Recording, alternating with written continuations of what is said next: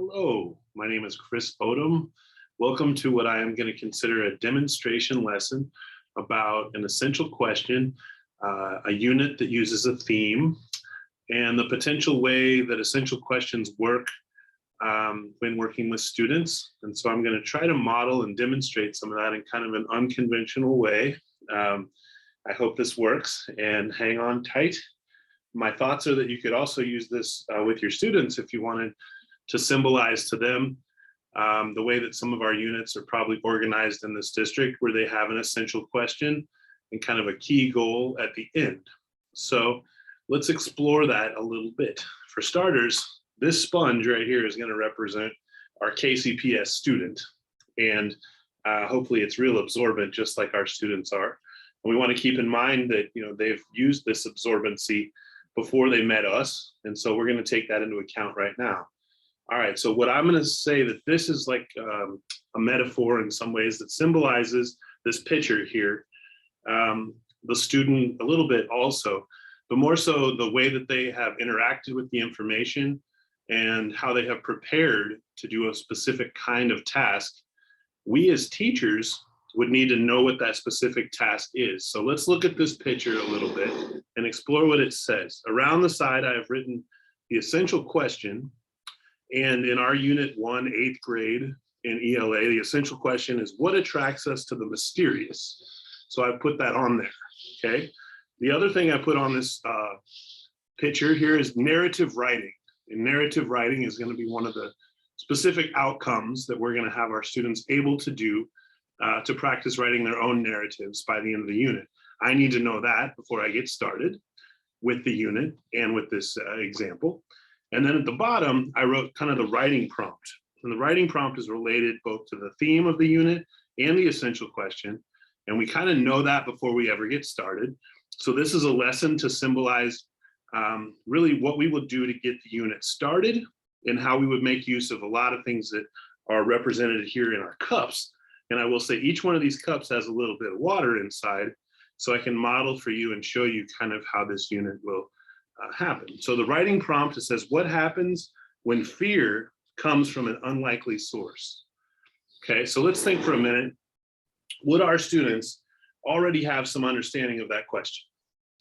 I think so. Perhaps it's been a very, very stressful couple years. We might already fear some things ourselves that we're not super sure of as we keep going in this life that we live. Okay, so I'm going to come around here and see what some of the cups say. So this first cup I'm going to dip into like I were a student here, this little sponge, and I'm going to absorb a little bit of water in the prior knowledge cup. Okay, so if, let's say I'm asking a question about what students have already experienced related to fear, and maybe coming from an unlikely source, we could really talk about that a little bit and then squeeze it out after we talked about it, maybe into a notebook or somewhere where they're going to trap their thinking as we keep going. Okay, so let's just put that one away for a minute. That was prior knowledge. This cup says personal experience. We may not want to share this openly on the first 2 days of school, but it might be something to think about and something we could put in our journal and we could write about, again, that's related back to all of these questions. So again, I'm going to call that personal experience. We're going to put some of that in this giant picture, a reservoir of all things we're learning. Then I'm going to talk about what's called framed motivation. Maybe there's some real specific reason we're talking about this, or we know that mystery makes things kind of intriguing and interesting. And so I know that mystery has kind of a magic power on people. So I'm going to use my term framed motivation from 3Ls, and I'm going to try to include that in my lesson. Okay, let's go to the next cup real quick. And this cup says vocabulary. I think a lot of our students have a pre-understanding of a lot of the words we're going to use to talk about. So if you as a teacher set that up for them, and we talk about the vocabulary that's in the unit, we kind of strengthen our understanding of it, absorb it a little bit, then you know what's going to happen next. We're going to find a way to communicate that, write it down, put it in our writer's notebooks maybe. And again, it's part of the plan. Let's keep going. This cup says the genre. So we need to know some things about what is a mystery and things we probably already know, but things we could reabsorb and again, apply back to our major reason that we're studying this unit. Okay, I'm on another cup. The next cup says blast. And in English class, we use Study Sync a lot, and they have intentional kickoff lessons that start the unit. And in Study Sync, those are called blasts. So if you did the blast, and the blast introduces the essential question and gives students a chance to think about their prior knowledge and really what they could transfer as we work on this in the unit. Okay, so let's get all that in there. That was a big one because we did that lesson together and intentionally. Okay, now I'm going to keep working from the rest of these cups. The first thing I'm going to notice is this is the name of one of our readings. And our reading, the Graveyard Book, relates directly back to these essential questions. Our students need to make that connection, and we need to help them make it too. Once we read it, we're going to do something that helps us absorb. And again, we're going to make sure that goes back to our essential question and gives us even more in our reservoir. Okay, let's keep going. I'm just going to kind of start naming these. This is The Lottery, a really neat short story that's been around quite a while, about a town that comes up with a system for how to reduce their population. Oh my gosh, I can tell you that's a great story and very interesting if you help people frame it, if we look forward to it a little by the mystery that it provides.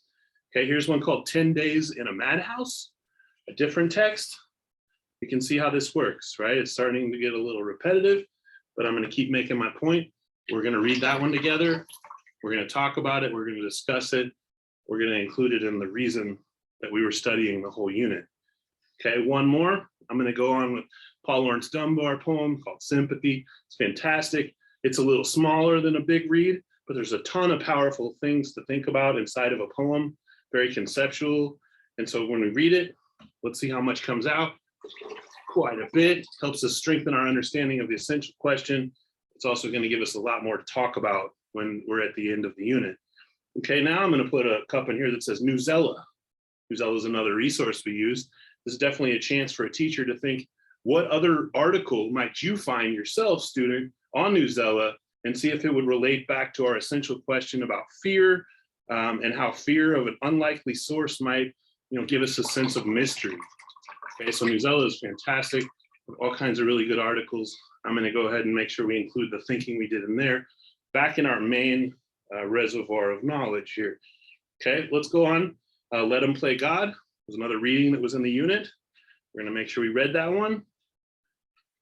We've had a lot of small readings. We're taking a lot of little bits out of so that we kind of pull a lot of different sources together to make this thematic conclusion about what the essential question even really is or means. Okay, Monster, that's a big play. We're really reading a small chunk of that play in this unit as a taste and another chance to connect, and then another way to perhaps include that in your understanding at the end of the unit. Okay, I only have 3 cups to go. This one says Phineas Gage, another reading from our text. And so we're going to read that one. We're going to absorb it. This has all been during this first unit. So you can see how students had a lot of different chances to get something out of some of these readings, but not tremendous pressure to have to get everything out of every reading. At the end of the unit, we would have students choose or really draw from the ones they understood the best. This is The Monkey's Paw, a really cool story that's been around a long time. Okay, and then the last one, The Conjure Man Dies. And this is one of our final readings that was in the unit. Okay, so what I want to demonstrate to you is that if a student had this many chances to bring in all of these different elements of their own knowledge and that the things that we have been reading about in class, at the end, or maybe even in the middle, because the writing prompt, we would ask it starts kind of in the middle of the unit, so that we have a lot of time to conquer the challenge that comes with writing. But there's an awful lot in here now. And really this picture is almost halfway full just from drawing from a variety of little small inputs throughout the unit. So if you frame your units like this with a driving question, maybe a thematic understanding, and perhaps a goal toward the end, if I know my students are going to be writing a narrative, then look how many different examples of narratives that I've been potentially able to show them. I could also help them understand that poetry is another example that we don't really consider when we think of narrative. And often also nonfiction is included in the definition of narrative, as long as it's about real and specific events that, have happened. So I hope this has been some help to you. We're going to include this in kind of your goal to create essential questions for your units, or to look ahead and see how they are structured in your unit and what kind of task you're going to be asking your students to create or perfect as best they can by the small amount of time we have in each unit's goal.